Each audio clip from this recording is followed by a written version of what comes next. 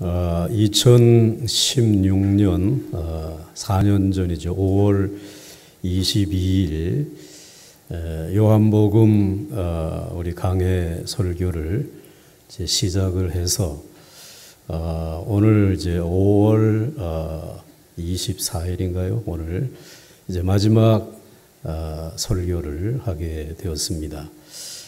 요한복음을 한 4년 동안 읽고 묵상하고 설교하면서 요한복음은 참 따뜻한 복음이다, 이런 생각을 가졌습니다. 그래서 여러분들 인생의 추위가 또 여러분의 삶을 차갑게 하는 일들이 있을 때 여러분들이 요한복음을 펼쳐서 첫 장에서부터 마지막 장까지 한 번씩 읽어 가시게 되면 여러분의 인생을 따뜻하게, 새롭게, 강건하게, 행복하게 해 주실 줄로 믿습니다. 오늘 이 요한복음 마지막 장의 말씀은 이미 살펴보고 있는 대로 예수님께서 부활하셔서 갈릴리 바닷가에 고기 잡는 베드로에게 찾아오셔서 완전한 회복을 일으켜 주시는 그 내용이 기록이 되어져 있습니다. 첫 번째는 밤새도록 한 마리의 고기도 잡지 못한 베드로에게 주님은 153마리의 고기를 잡게 해 주심으로 인해서 찾아오신 분이 사람이 아니라 주님이시구나, 이것을 알게 해 주셨습니다. 그것을 회복시켜 주셨습니다. 그리고 두 번째로는 조반을 와서 먹으라 라고 하면서 구운 떡과 생선을 준비해서 주시는 주님을 통해서 우리 주님이 나의 삶에 있어야 될 모든 것을 공급하시는 분이시구나, 이것을 알게 해 주시고 또 회복시켜 주셨습니다. 그리고 세 번째 회복은 사역에 대한 회복입니다. 이제 내가 나를 사랑하느냐 세 번씩이나 물으시고 그리고 과거의 실패를, 사역의 실패를 다시 회복시켜 주시면서 이제 내 양을 먹이라 라고 하는 완전한 사역의 회복을 시켜 주신 것입니다. 그러니까 완전한 회복에 대한 내용이 이 요한복음 21장에 기록되어져 있는 것입니다. 이렇게 예수님께서 베드로의 모든 것을 회복시켜 주시는 모습을 바라보고 또 나누는 대화를 듣고 있던 요한이 궁금해진 것입니다. 자, 오늘 이렇게 모든 것이 회복되어진 이 베드로가 이제 인생의 마지막까지 주님에게 영광을 돌리면서 살아갈 수 있을까? 여기에 대한 궁금증이 생겨진 것입니다. 그래서 이 사도 요한이 직접 예수님에게 여쭈어 봐야 되는데 사도 요한의 기질상 아주 내성적인 사람이기 때문에 직접 묻지는 못했어요. 자기 궁금한 마음은 가지고 있었지만, 그런데 예수님과 베드로의 대화의 내용을 오늘 본문에 쭉 기록해 놓으면서 베드로의 마지막이 어떻게 되어질 것인지, 그리고 베드로가 어떻게 그 주님에게 영광을 돌리게 될 것인지를 우리가 궁금해하는, 요한이 궁금해하는 그 이야기를 본문 가운데 기록해 주시고 있습니다. 과연 회복된 베드로는 영광된 사명의 길을 끝까지 걸어갈 것인가? 본문은 그것을 우리에게 소개해 주시면서 요한복음을 마무리하고 있는 것입니다. 첫째로 예수님은 베드로의 젊었을 때와 늙었을 때를 구분해서 말씀을 해 주십니다. 오늘 예수님께서 젊을 때와 늙을 때의 차이가 있음을 말씀하시죠. 19절, 18절 상반절 말씀에 내가 젊어서는 이렇게 말씀해 주시고 있고, 또 18절 하반절 말씀에는 내가 늙어서는 이렇게 구분해서 말씀을 해 주시고 있습니다. 여러분, 젊었을 때의 특징은 무엇입니까? 여러분들 행동에 대한 확신입니다. 그 행동에 대한 확신이 있어서, 그래서 내가 젊어서는 스스로 허리띠를 동여매고, 즉 아주 행동이 있는 그런 적극적인 그러한 삶의 모습을 소개해 주시고 있어요. 이게 특징입니다. 뿐만 아니라 젊었을 때의 하나의 또 한 가지의 특징은 아주 자신감이 넘친다라고 하는 것입니다. 그래서 여러분들 알렉산더 맥클라렌이라고 하는 사람은 자신감은 젊은 사람에게 주어진 은사다, 이렇게 소개하고 있습니다. 정말 행동을 표출하고 자신감이 넘치는 이러한 젊을 때를 여러분들 지나오지 않았습니까?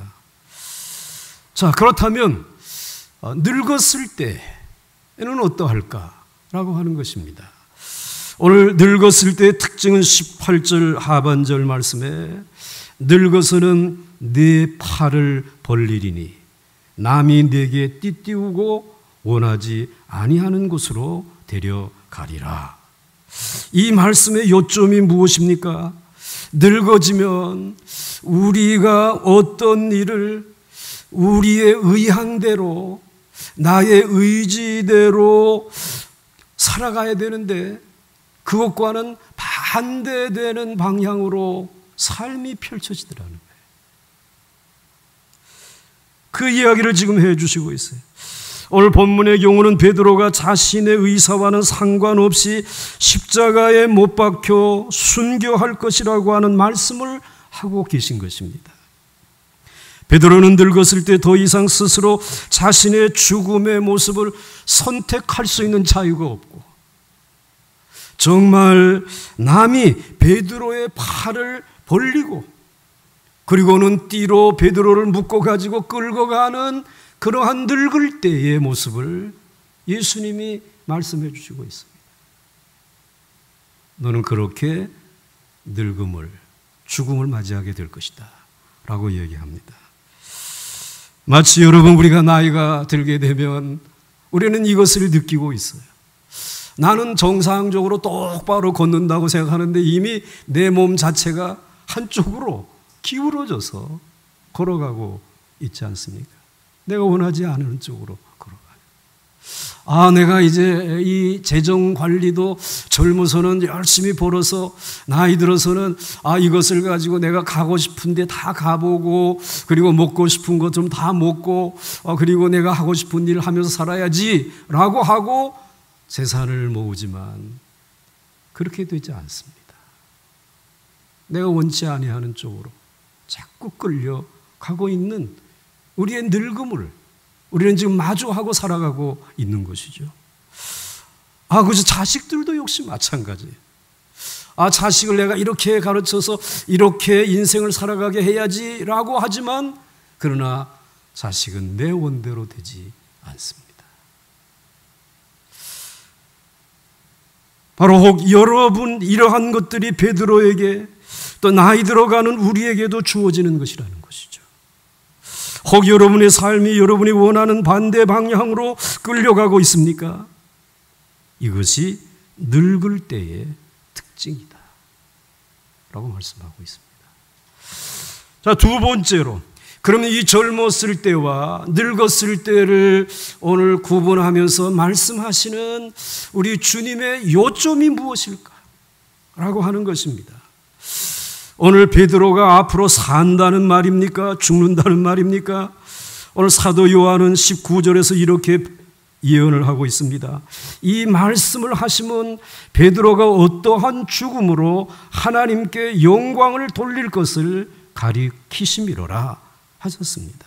즉 베드로의 젊은 날이 힘이 있고 자신감이 뛰어난 아주 꿈과 비전에 대한 여기에 대해서 한 말씀이 아닙니다. 베드로의 나이가 들어 늙었을 때에 고난을 당하게 된다고 하는 말씀을 하고 있는 것입니다. 우리는 이 점을 주목해 볼 필요가 있습니다. 왜 젊었을 때에 힘있고 그리고 자신감 있을 때에 대한 초점을 맞추지 아니하고 나이가 늙었을 때의 삶에 초점을 주님이 맞추어서 이야기하고 있는가? 왜냐하면 베드로가 하나님에게 영광을 돌리는 시기가 자신이 힘있게 젊게 자신감 있어서 살아갈 때에 우리 주님에게 영광을 돌리는 것이 아니라 도리어 자신의 생각과는 정반대의 삶이 펼쳐지는 늙음이 찾아왔을 때에 너는 도리어 내게 영광을 돌리게 될 것이다. 여기에 지금 초점을 두고 지금 말씀해 주시고 있는 것입니다. 베드로가 하나님께 영광을 돌리는 시기는 자기가 원하는 것과는 반대로 인생이 펼쳐지면서 고난을 당하게 될 때라고 말씀해 주십니다.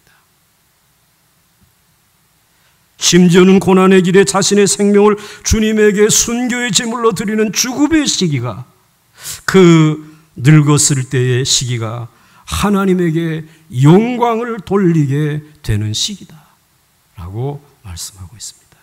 아더 핑크는 성도들이 하나님을 영화롭게 하는 것은 어떤 자신감 있는 활동을 통해서뿐 아니라 주로 고난을 통해서이기 때문이다. 이렇게 말씀하고 있어요. 여러분, 사울이 다메섹 도상에서 주님을 만나고 다메섹에 있는 아나니아라고 하는 선지자에게 가서 안수 기도를 받고 그리고 이제 눈이 띄어지게 되죠. 그리고는 아나니아는 앞으로 이 사도 바울, 젊은 사도 바울이 앞으로 평생에 이제 어떻게 되어질 것인지에 대해서 예언을 하죠. 사도행전 9장 15절과 16절 말씀에 주께서 이르시되 가라, 이 사람은 내 이름을 이방인과 임금들과 이스라엘 자손들에게 전하기 위하여 택한 나의 그릇이라. 그가 내 이름을 위하여 얼마나 고난을 받아야 할 것을 내가 그에게 보이리라. 젊어서는 이방인과 그리고 이스라엘 백성들과 심지어 이 땅에 있는 실력 있는 임금들에게까지 정말 진지하게 적극적으로 자신감 있게 복음을 전하지만, 그러나 바울의 마지막은 그리스도를 위하여 고난을 받게 될 것이다. 그런데 그 고난을 받는 그것이 도리어 하나님에게 영광을 돌리는 시기가 될 것이라고 베드로에게 예언하신 것처럼 사도 바울에게도 그러한 말씀을 이미 주시고 또 사도 바울의 생애가 그것을 우리에게 보여주시고 있습니다. 여러분, 베드로와 바울에게 젊어서는 그렇게 허리에 띠를 띠고 정말 행동하면서 그리고 또 정말 자신감을 가지고 살아가게 하시는데, 나이가 들어서는 두 팔을 벌리고 그리고 이제는 이렇게 띠로 묶여가지고 끌려가는 이 고난의 모습을 보여주시는 것인가? 그것은 예수님이 그렇게 사셨기 때문에, 예수님의 마지막이 두 팔을 십자가에 벌리고 원수들에게 끌려가서 십자가에 못 박혀 죽으시는, 그런데 그것을 통해서 하나님의 뜻을 이루어드리고 영광을 올려드린 것이 주님의 모습이기 때문에 주님의 사역을 감당하며 따라가는 베드로와 바울이 예수님의 걸어가신 길을 똑같이 닮고 따라간다라고 하는 말입니다. 그래서 주님에게 영광을 돌리는 사도가 된다고 하는 것입니다. 그래서 요한복음 21장 19절 이하의 말씀에 보게 되면 베드로가 어떠한 죽음으로 하나님께 영광을 돌릴 것을 가르치십니다.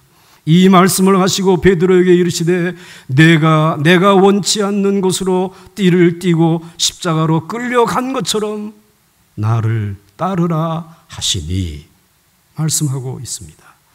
사랑하는 성도 여러분, 젊었을 때에 내게 있는 힘과 자신감 그리고 꿈을 통해서 많은 일을 하고 업적을 남기는 일도 중요합니다.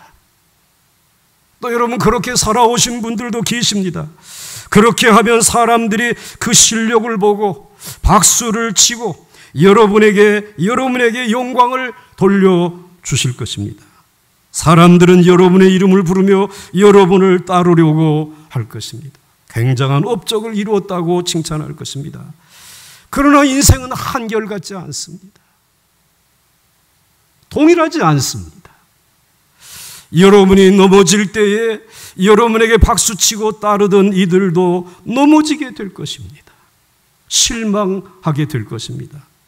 그러나 좀 더 깊이 생각하면 나이 들어 늙었을 때에 내가 원하는 대로 이루어지지 않고 자꾸 누군가가 띠를 띠고 원치 아니하는 것으로 이끌고 가는 고난이 찾아올 때에 하나님의 영광을 가지고 내 인생을 실패한 것처럼 보일 것입니다. 하나님의 영광을 내가 가리고 있구나, 내 인생이 실패한 것이구나, 참 부끄럽다라고 하는 그런 마음이 찾아올 것입니다.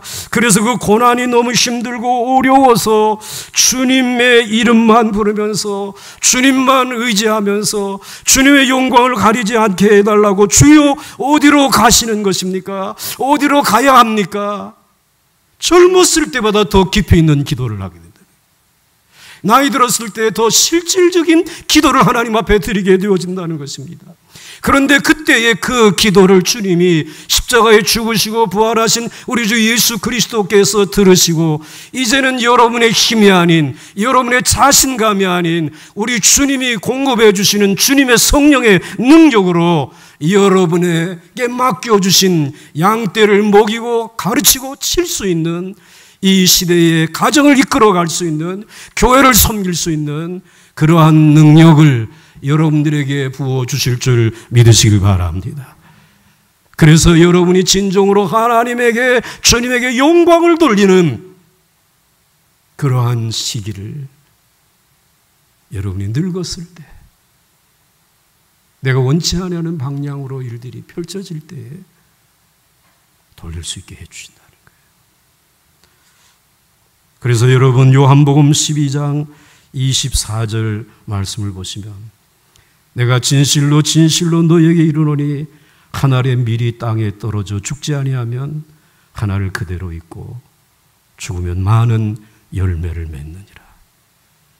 이때에 여러분을 따르는 이들, 아니 여러분이 주님을 따르는 모습을 보고 주님을 따라야 되겠다, 사람을 따르는 것이 아니라 업적이 있고 실적이 있는 그 사람을 따르다가 그 사람 넘어질 때 나도 실족하고 넘어질 것이 아니라 이 사람이 따르는 주님을 나도 따라야 되겠다라고.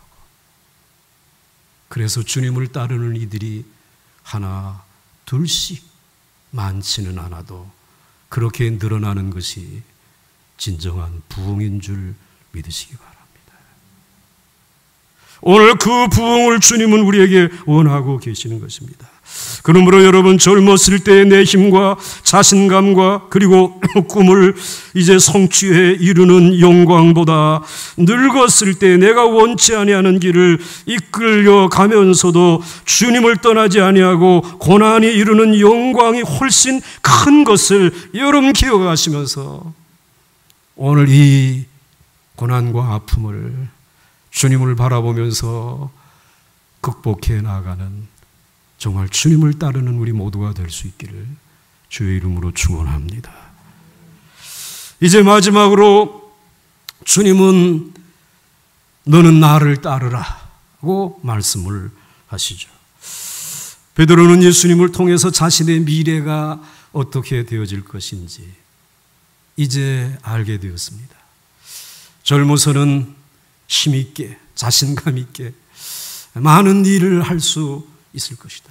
그러나 그때의 하나님에게, 주님에게 드리는 영광보다 내가 늙을 때에 내가 원치 아니하는 곳으로 끌려가면서 주님을 의지하면서 이루는 사역에 더 큰 하나님의 영광이 드러나게 될 것을 알게 되었습니다.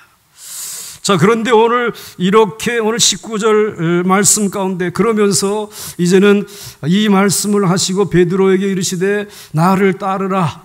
지금 갈릴리 바닷가에 사랑하냐? 예, 사랑합니다. 뭐 이런 대화를 나누면서 그리고 젊었을 때 너 이렇게 될 거고 늙어서는 이렇게 될 것이고 이렇게 하고 마지막 결론이 나를 따르라라고 하는 말씀을 해 주시지 않습니까?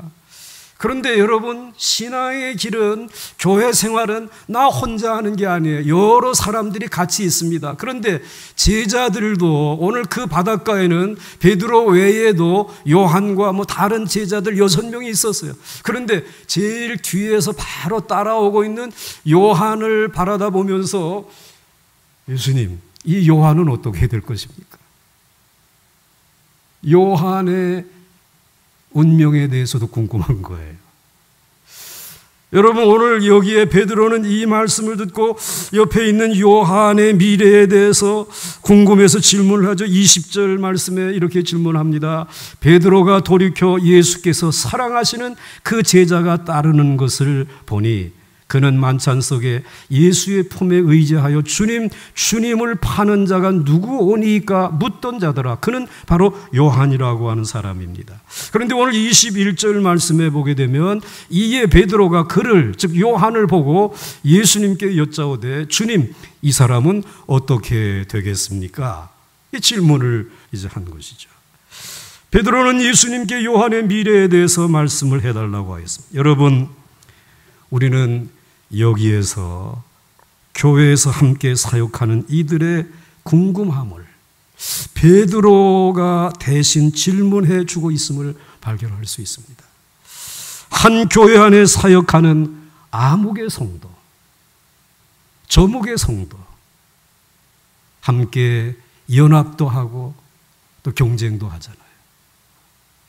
그래서 우리는 늘 이제 마지막에 누가 제일 잘 될 것인가? 여기에 생각이 미쳐 있는 것이에요. 누가 제일 성공적인 인생을 살 것인가? 여기에 관심이 있는 것이에요. 할 수 있으면 내가 제일 잘 되는 사람이 되고, 내가 제일 내 가정이 우리 교회에서 제일 형통하게 되었으면 좋겠다. 이런 생각이 있단 말이에요. 22절에 예수님은 대답을 하시죠. 예수께서 이르시되 내가 올 때까지 그를 머물게 하고자 할지라도 내게 무슨 상관이냐? 너는 나를 따르라. 야, 내가 그 요한을 내가 이제 하나님의 나라에 갔다가 올 때까지 내가 그를 그냥 살려둔다라고 하더라도 너는 무슨 상관이 내게 있느냐? 너는 그냥 나를 따르라. 이렇게 말씀을 하셨습니다. 즉 요한은 요한대로 나를 따르면 되고, 베드로는 너대로 나를 따르면 된다고 하는 것입니다. 우리는 여기서 두 가지를 발견할 수 있습니다. 즉 하나는 사람은 서로 다른 기질을 가지고 있다라고 하는 것이에요. 두 번째로는 오늘 그 다른 기질을 가지고 있기 때문에 그가 주님을 섬기는 형태도 다르다라고 하는 것입니다. 즉 베드로의 기질이 다르고 사도 요한의 기질이 다르고, 기질이 다르다 보니까 주님을 사역을 감당하는 형태도 다르고, 베드로의 형태가 다르고, 그리고 이 사도 요한의 사역하는 형태도 다르다라고 하는 것이에요.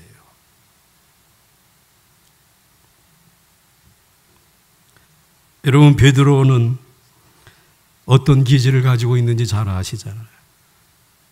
생각보다 말이 먼저 나오는 사람. 야, 사람들이 나를 누구라고 하느냐? 아무도 대답하지 않는데, 저는 그리스도시요 살아계신 하나님의 아들이십니다. 이게 막 자기의 말을 먼저 표현하는 기질이에요. 그리고는 이제 주님이 잡히실 때 칼을 몰래 가지고 있다가 말고의 귀를 내리치는 아주 행동이 앞서가는 이런 기질을 가지고 있어요. 오늘 요한복음 21장에서도 부활하신 주님이라고 하게 되니까는 배에서 고기를 잡다가 153마리를 이제 고도 올리는 이와 같은 때에 야 주님이시다 하니까는 여러분들 7절 말씀해 보니까 베드로가 벗고 있다가 주님이라고 하는 말을 듣고 겉옷을 두른 채 어디로 뛰어내렸습니까?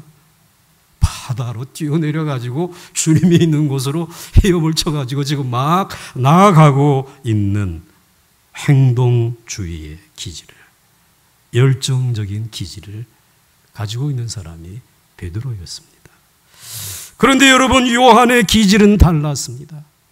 요한은 거의 말을 하지 않았습니다. 요한은 칼을 품고 다니지도 않았습니다. 베드로가 물로 뛰어내릴 때에, 예수님을 향하여 헤엄쳐 갈 때에 요한은 배에 남아서 예수님이 지시하신 대로 그물을 건져내는 일을 하였습니다. 8절 말씀을 보게 되면 8절에 다른 제자들은 육지에서 거리가 불과 한 50칸쯤 되므로 작은 배를 타고 물고기든 무엇을 끌고 왔어요? 그물을 끌고 왔습니다. 요한은 조용한 사람이었습니다. 생각은 깊이 하는 사람입니다.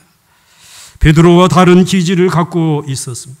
그러다 보니까는 베드로와 요한의 섬김의 형태도 달랐습니다. 베드로는 주님이 말씀하신 대로 사람을 최전방에서 낳는 어부의 역할을 감당했습니다. 그래서 이제 하나님이 사역을 맡겨주셨을 때에 성령 충만함을 받고 나가서 한 번 설교하게 되면 3,000명을 그물을 그물을 내리고 그물을 쳐서 3,000명, 5,000명씩 건져내는 그러한 전도자였습니다. 요한도 복음의 전도자였지만은 그는 그물을 내리거나 그물을 치기보다는 그물을 깁는 사람이었습니다. 그래서 마태복음 4장 21절 말씀을 보시게 되면 거기서 더 가시다가 다른 두 형제 곧 세베대의 아들 야고보와 그의 형제 요한이 그 아버지 세베대와 함께 배에서 무엇을 깁는 것을 보았다고요? 그물을 깁는, 그물을 수선하는 모습을 주님이 보시고 나를 따르라고 말씀하십니다. 여러분, 오늘 이 요한은 이러한 기질을 가지고 자기의 사역을 감당했습니다. 그물을 내리거나 그물을 치는 일은 아니었어요. 그런데 그는 제일 오래오래 살면서 깊이 생각을 하며 하나님의 말씀을 묵상하면서 요한복음을 기록하죠. 요한 1서, 2서, 3서를 기록합니다. 그리고 마지막 요한 계시록을 기록합니다. 그런데 여러분, 그때에 베드로가 3,000명, 몇천 명씩 교회를, 초대교회를 부흥시키고 하나님의 교회를 세웠는데 벌써 이단들이 공격해 온 것이에요. 복음을 왜곡하는 이들이 생겨진 것이에요. 그래서 어떻게든지 교회를 떠나지 아니하도록 양떼를 붙들어 놓고 그리고 교회를 지킬 수 있는, 교회가 깨어지는 것을 깁고 그리고 수선하고 그리고 교회를 지켜내는 일을 위해서 요한복음과 요한 1, 2, 3서와 요한 계시록을 기록을 한 것입니다. 그물을 던지는 베드로와 그물을 깁는 요한의 섬김의 형태는 달랐습니다. 기질도 다르고 섬김의 형태도 다릅니다.